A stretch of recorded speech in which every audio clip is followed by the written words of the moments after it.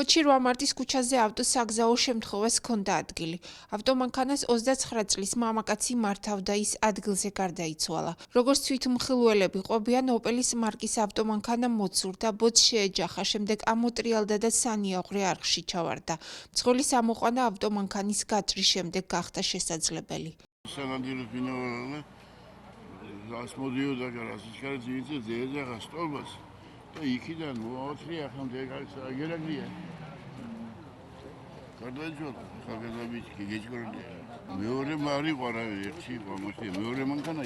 Egere mankana rudgase. Ronaldo zika ezosi var neydi?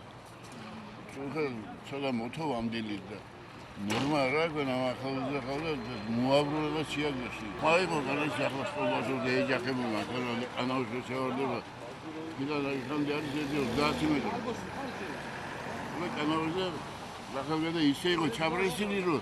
Cilüz gamu oturuyor. Makana dağıtıyor. Sonra çıkıyor. შემთხვევის ადგილზე მობილიზებული იყო სასწრაფო სამედიცინო დახმარებისა და საპატრულო პოლიციის ჯგუფები. მიმდინარეობს გამოძიება.